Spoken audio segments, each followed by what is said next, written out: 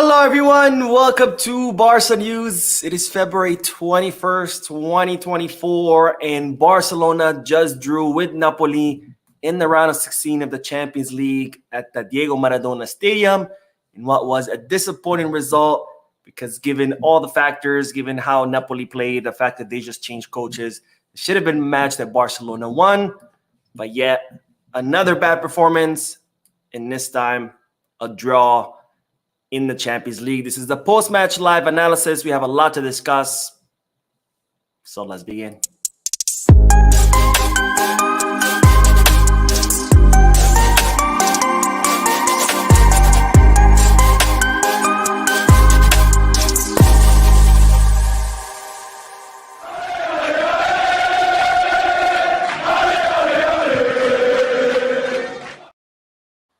Hello everyone, welcome to the channel. My name is Mo and this is the post-match live analysis where we analyze Barcelona matches as soon as they end and where I get to interact with you amazing people in the chat section by reading your comments out loud and answering any questions and getting a discussion going. Of course, today is Wednesday, so the Barca News podcast is still scheduled for 7:30 p.m. Eastern Standard Time.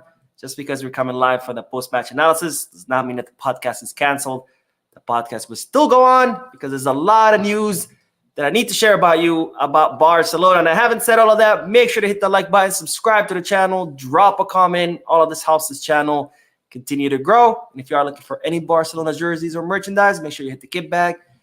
If you are looking to place any sports bets, make sure you hit the Bet Us. Both links for kickback and Bet Us are in the description. Now let's start talking about this match. Sorry, it's been a very long day, guys. But let's start talking about this match where Barcelona just drew against Napoli 1-1 with goals of Robert Lewandowski and Osimhen. And what was yet another typical performance by Barcelona. Pretty much Celta Vigo 2.0. This was the same thing as what happened against Celta Vigo. Great first 20, 25 minutes with horrible remainder with a horrible 70, 65 minutes. The only difference between this match and Celta Vigo, well, we didn't have that lucky penalty kick in the last minutes to save us, but pretty much the same result. Now, let's start breaking down the match because Barcelona started out really strong during the first about 20, 25 minutes. They were pressuring pretty high. They were recovering the ball really quickly upon loss. They were creating a lot of chances. Unfortunately, they were not able to materialize those chances and convert them into goals. And then after those for a really strong 20, 25 minutes, from there, it was just downhill with the team losing intensity, with the team losing the pressure that they were applying. And up until the goal, and right after the goal by Osimhen, that's when the team completely fell apart. The players just walking after the ball, passing the ball really slowly, continuously losing the ball. And then you had those final 10 minutes, your typical final 10 minutes of every match this season, where it was total chaos, where we're all sitting at the edge of our seats, just praying to God that we don't get scored on. And therefore, we do get this draw 1-1. Now, what really makes me angry about this result, because any other match, you would say, okay, that's not a bad result. It's a draw. It's not a loss. But what really upsets me or what really disappoints me about this result is that Napoli were absolutely in shambles. I mean, we already knew that Napoli were going through a lot. They are 9th in the Serie A, 27 points from first place. They got knocked out of the Coppa Italia. They've gone through, this is their third coach this season, and this coach just took over a day or two ago. He only had the chance to train once with Napoli. That means he had no time to study Barcelona, to understand how to beat Barcelona, to come up with some kind of strategy to beat Barcelona. That means he doesn't even know how his own team plays, doesn't even have enough time to implement his own ideas, to implement his own strategy or tactics, nothing. So pretty much Napoli were without a coach. You can say they were there without a coach. And yet we were incapable of beating them. And the first half of Napoli was absolutely pathetic, by the way. Napoli were they were another Barca pretty much. Just a team with no ideas, no strategy whatsoever, no identity, moving the ball very slow, being incredibly predictable. Absolute disaster on the side of Napoli. And this was our chance to finally beat an opponent in the round of 16 in an away match, because we haven't done that in 8 years. Now it's 9, because we're not going to get another chance until next year.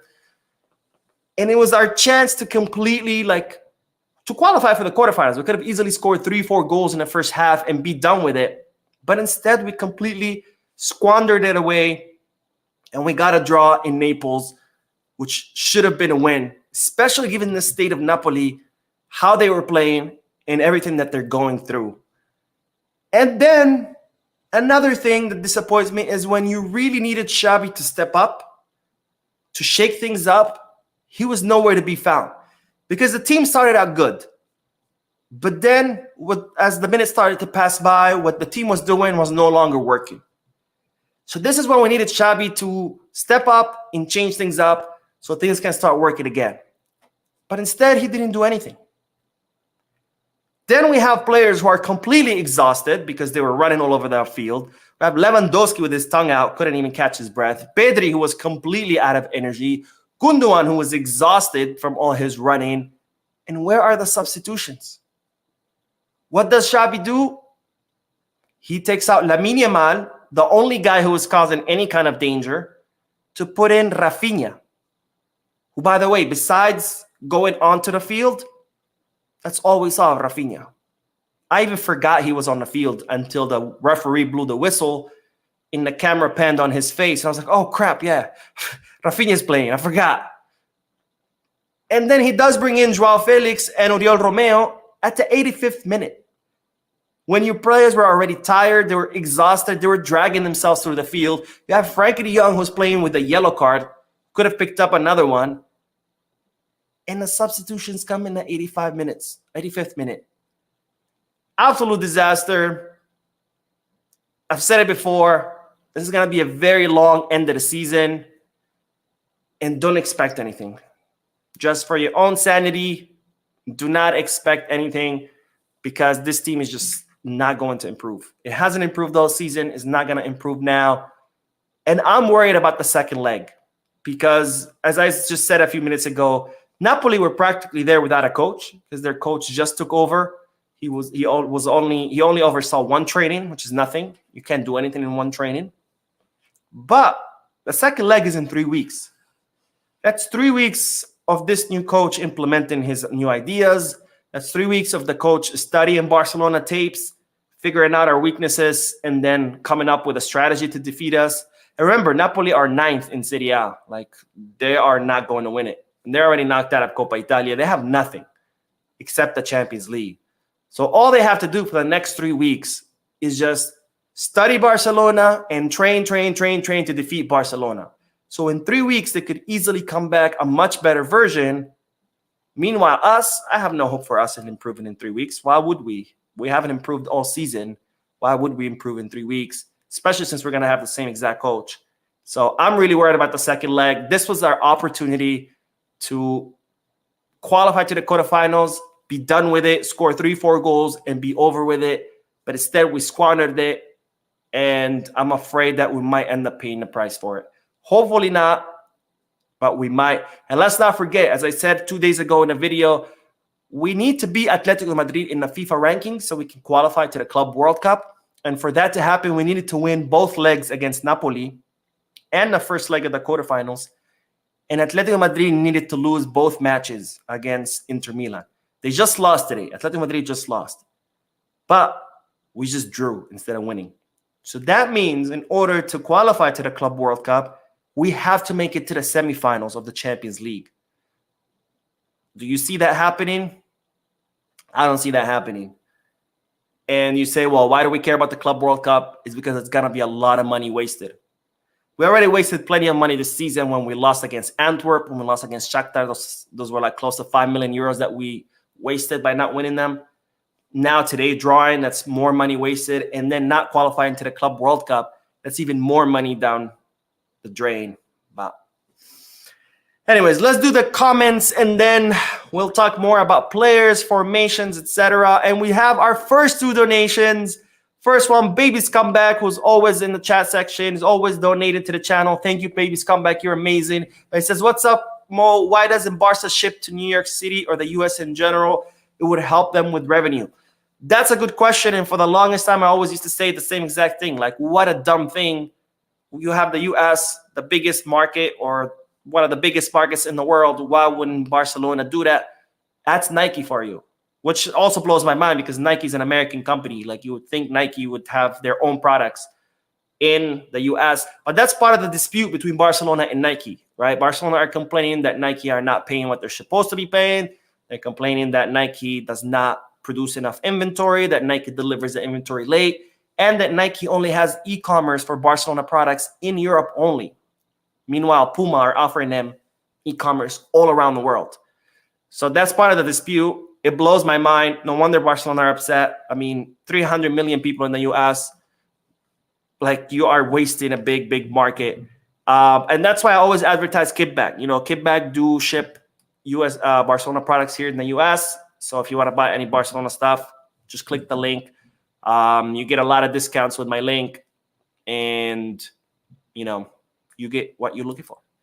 But anyways, thank you for the donation, baby Scumbag. And let's look at the other donation, who is from Mustafa Ibrahim. I'm guessing it's an emoji. Unfortunately, my software does not show emojis. I'll have to go back and watch it on YouTube. But thank you for your donation. You are absolutely amazing. And if you meant to leave a comment, but you forgot, I will just write it in, and I'll look for it in the chat section, and I will read it out loud. But let's start with the chat section, and let's see. Curtis says, I'm so tired of this. We don't dominate games anymore, which results in opponents taking control. Even at home, we'll look the same way. I agree 100%. I mean, every match is the same, right? This is no different than the match against Celta Vigo. The only difference is we didn't get a penalty that saved our ass. Gio said, this team plays beautiful football and dominates the game for 35 minutes, and then once they score, they just start making bad passes, stop running, pass the ball forward for no reason. Is this Xavi's game plan? I would agree with you that we did play well at the beginning of the match, but I wouldn't call it beautiful football. I think this was more like, you know, good, relatively speaking, to previous matches we've had, but I wouldn't call it beautiful football whatsoever. Chris says, why does Xavi keep exhausted players on the pitch? Pedri, Gundo, Frankie, Lamine, Christensen were all gassed by the 60th minute. What is he doing? I don't think he knows what he's doing. I really, honestly, like, they kept showing Xavi on the sideline screaming at the players just, and giving instruction. It's like, dude, if you think a certain player is not doing what you want him to do, take him out. What are you waiting for? Like, if you honestly think he's not doing it, take him out. That's how it should be. Like, why didn't Vitor Roque come in? This would have been a good match for Vitor Roque, at least the last 20 minutes. Like, okay, you wanted Lamine out because he was tired. Fine, put in Vitor in his place. Why would you put Rafinha in? What has Rafinha done this whole season? Nothing. And we've seen when Vitor plays next to Lewandowski, they're a lot of damage together because they split the attention of the defense. The defense now have to mark two guys who are capable of scoring. So why not bring in Vitor Roque? You wanted to bring in Joao, fine. Why not bring him in at the 60th minute? Maybe 70th, since he just came back from injury. But 85th minute? Like, what exactly? Christensen was exhausted. He had a yellow card. You bring in Oriol Romeo in his place at the 85th minute? Why not bring him in at the 60th minute? You don't trust Oriol Romeo that long? Okay, fine. Bring in Fermin Lopez and have Gundogan stay with Frankie as a double pivot and have Fermin go up as an interior. Like, I just don't understand anything I saw today. Nothing. Benji says, why do they keep ball so long? Lamine was running behind his defenders, but they didn't play the ball. Pedri was making circles before he passed the ball. I was like screaming, pass the ball. Because there's no mechanisms. I talked about this before, right? There's no mechanisms in place. And when there's no mechanisms in place, players don't know what to do. They have to, look around. They have to wait. They have to wait for someone to open up because they don't know what to do with the ball. And in modern football, that's not good enough because modern football is extremely fast. It's all about split seconds. And stopping and looking up and deciding what you want to do, by then it's way too late. And that's why they don't pass the ball, because quick passing does not happen as a freestyle. Quick passing happens in a training. Quick passing happens when a coach sits down and says, okay, look, when this guy has the ball, this other player is going to run here, this other player is going to run here, this other player is going to run here. Right? And then you go out onto the training pitch and you practice that over and over again until it becomes an instinct. So when day match comes in, as soon as you get the ball, all the other guys are already open because they know exactly where to get. So boom, all you have to do is pass the ball to that zone where they are, right? Quick passing happens like that. It happens on the board, and then it happens on a practice pitch, and then that gets taken to the match. Quick passing does not happen as a freestyle. You're not just on the field like, oh, let me see, what am I going to do? That doesn't happen. By then it's too late. And the team doesn't practice that. The team has no mechanized movement, has no automatic movements, no automatic passing, none of that. They don't train that, and it's obvious on the field. And that's why the ball movement is so slow. It's not about the player's fitness. It's not about the player's speed. It's about the fact that they have no mechanized movements. Anyways, let's talk a little bit about the formation. And we'll talk also about the players. All right, here we go. So this was the formation that Xavi opted out for. We had Ter Stegen in the goal, of course, with Koundé as a right back, Araujo and Íñigo, the two center backs, with João Cancelo as the left back. Now, I have to say, for the first half, incredible match by Jules Koundé. I was very impressed with the Frenchman. He pretty much canceled out Khvicha, Kvaratskhelia. Oh my God. I'm very proud of myself every time I say that. But Jules Koundé completely canceled out Kvaratskhelia. And he even beat him a couple of times, man-to-man races, which was very impressive. Because if there's one thing is that we've seen this season is that Koundé has been slow a lot of times. And not today. Today was a really good match by Jules Koundé. Of course, as the match went by, his form dipped, but the entire team's form dipped.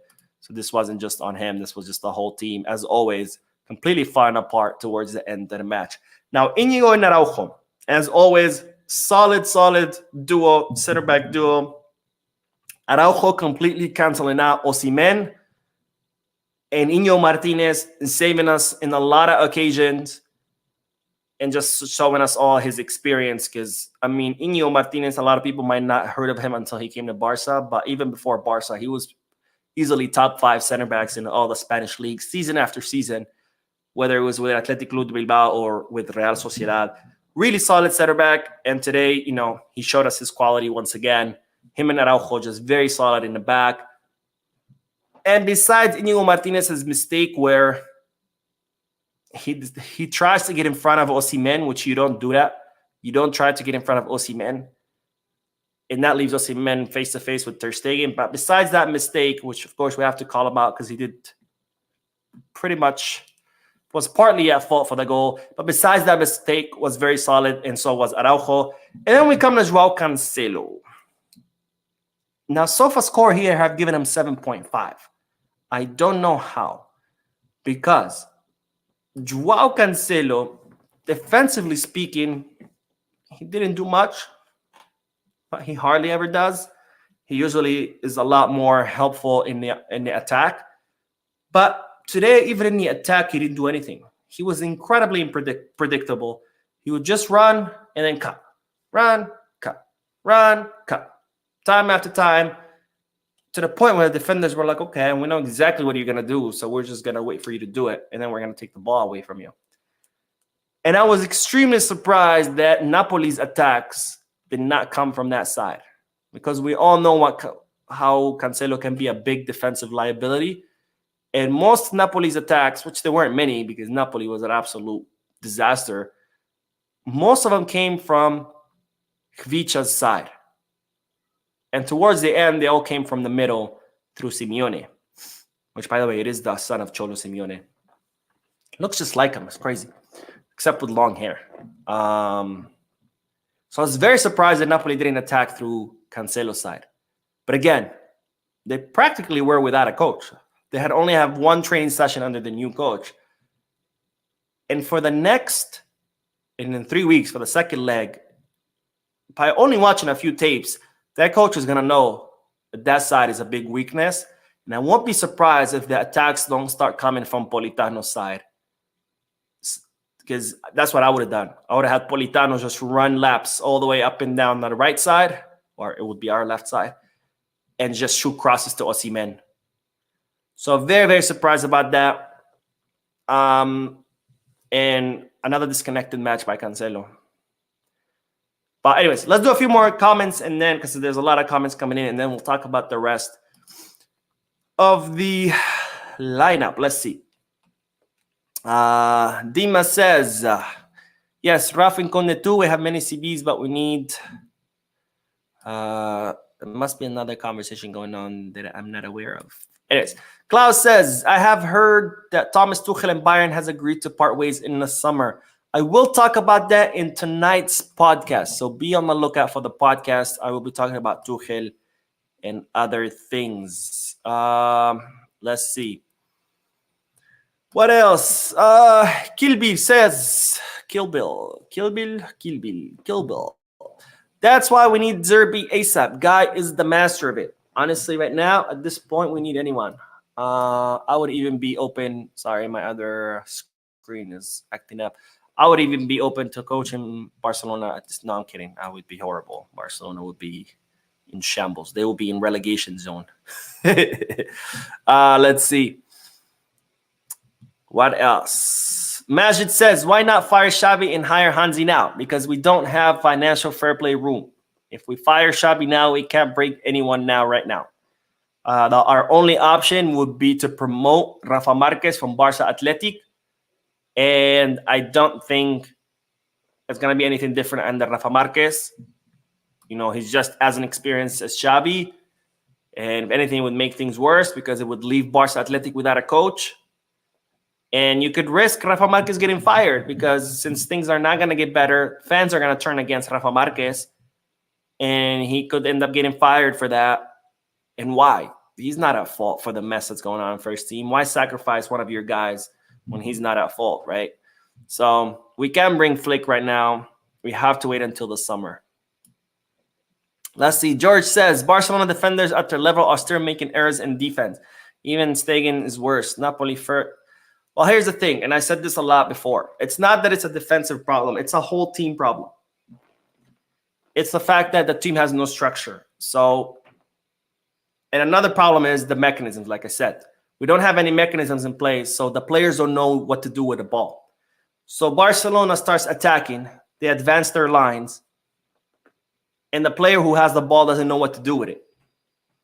And as a result, he ends up making a mistake. He ends up losing the ball or making the wrong pass and gets intercepted, or makes a pass to a guy who does get it, but he gets it in a bad position where he gets the ball taken away. And that leaves you exposed because all of a sudden you were trying to attack, so your lines were all advanced. So now your defenders are left completely exposed. So you get scored on.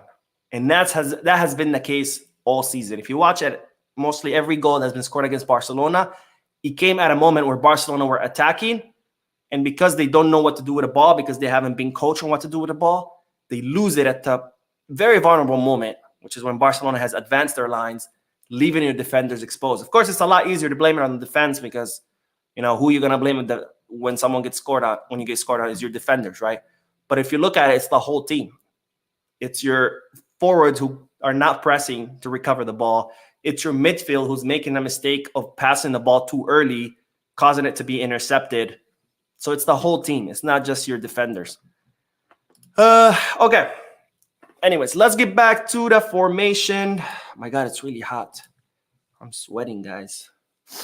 I turned on the heater, and I guess that was a mistake. Anyways, let's see. Let's make this bigger. But let's look at our midfield because we had Christensen deployed again as a pivot. And Gundo and Frankie as your interiors. Of course, Lewandowski as the center forward with Lamine and Pedri on the wings. Now, Christensen, he had another decent match in the pivot. The only thing with Christensen I'm noticing is it takes him a lot of time to turn around, which of course is understandable because as a center back, you're always playing facing the opposing goal, right? You're hardly ever facing your own goal. So that's understandable. So I think if Christensen can work a little bit more on turning, that's going to help him a lot because right now when he turns, it's very slow and he gets the ball taken away from him. But decent 60 minutes from Christensen. towards the end, he was tired, and that's when the substitution should have came in, but instead, Xavi waited to the 85th minute. İlkay Gundogan, great first 60 minutes by Gundogan. Very, very oh my God, I'm blanking on the word. But he participated a lot in all the plays, going up, coming back from behind, making those runs to the box when Barcelona were attacking, distributing the ball, coming back down, defending. Incredible minutes by İlkay. But of course, that meant that he was exhausted by the end of the match. And again, no substitutions to help him. Frankie started out good, but here's the problem with Frankie is that Frankie is like Lewandowski in the sense that when things are not going well, he becomes very impatient and decides to take things into his own hands. So if you watch him in the last 20 minutes, you see Frankie running all the way back down to his own goal to grab the ball and tries to dribble from Ter Stegen's goal all the way to the other side because he's just like so frustrated that things are not going well. And that causes him, I mean, first of all, it causes him to be exhausted by the time the end of the match comes. And second of all, it also takes away from his positioning because Frankie's much better in the second half of the field rather than being in the first half. And that's the same thing with Lewandowski, right? Lewandowski is most effective in the opposing box. That's where he needs to be. That's where he scores his goals. That's where he thrives. But because he gets frustrated, you see him coming back down all the way to the midfield. And then in the midfield, Lewandowski's useless because he's a center forward. He needs to be in the box, ready to receive the balls, to push him in, not in the midfield because he's a classic center forward. He's not the kind of center forward that can grab the ball and run all the way to the goal or dribble past defenders. He can't do that. It's not in his toolbox. So I think Frankie today, we saw a lot of that towards the end where you would see Frankie running all the way down at Ter Stegen's goal and then try to grab the ball and run it to the other opposite side, which of course you appreciate the sacrifice and you appreciate the fact that, he's still in it and he still wants to fight, but it's not productive because players need to remain in their position and continue doing their role regardless of what's going on in the match. Because if everybody abandons their role, that's when chaos ensues and then the team completely falls apart. Now, to be fair, there's no structure to begin with. So maybe that's why. But the best thing to do for players is to remain within their role, within their position, doing what they're supposed to do within the structure of the team, regardless whether they're losing, winning, or drawing. And when everybody abandons their role and everybody decides to take matters into their own hands, that's when chaos ensues. And Frankie and Lewy are both guilty of that sometimes.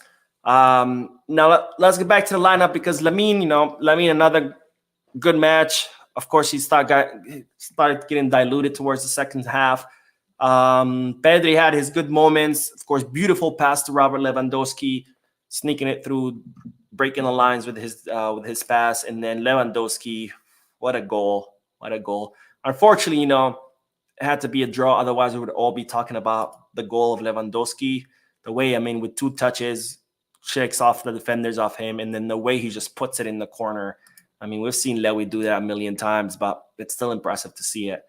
It's a shame that ended up being a draw, so we're not going to be able to talk about his goal that much. But nonetheless, great goal, great pass by Pedri, and great finish by Lewy.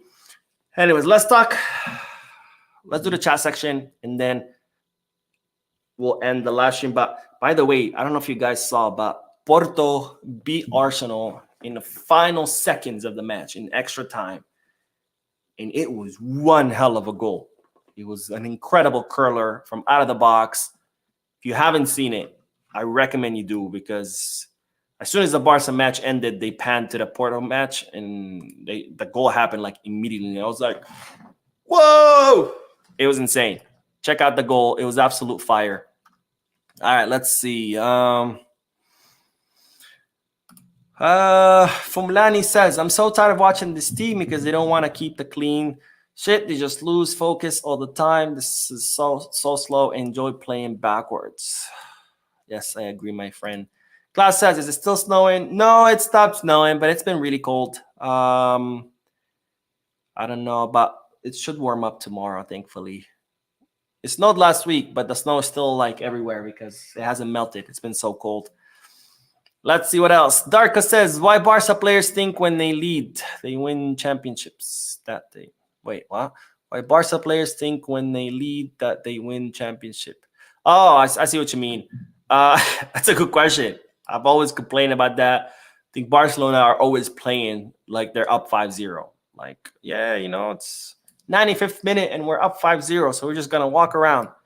But in reality, it's minute 20 and you're actually down. Let's see, what else? King Hud says, I feel as though Xavi was nervous this game. He's used to his players being comfortable in La Liga, but in a time like this, I thought it was best to bring them in early second half. Roque Cubarsí. I mean, I didn't understand why he had Cubarsí warming up for like 30 minutes and didn't bring him in. I mean, honestly, look, we didn't need to bring him in. I think Iñigo and Araujo were doing a good job. We didn't need Cubarsí to come in. But why have him warm up for no reason for 20, 30 minutes? And then Margu was also warming up, and he never even came in. And it's, I mean, Rafinha, really? You could have bring you or Roque for Lamine and just have, two forwards. But he brings in Rafinha. I think he touched the ball once in the 30 minutes that he played or 20 minutes that he played, however long he played. Anyways, Seb says, Mo, you're looking only at the negatives. I mean, if you want to list the positives, please do. Let's see. Ricky says Barca should change their tactics to come counterattack. If not, what can I say when midfielder?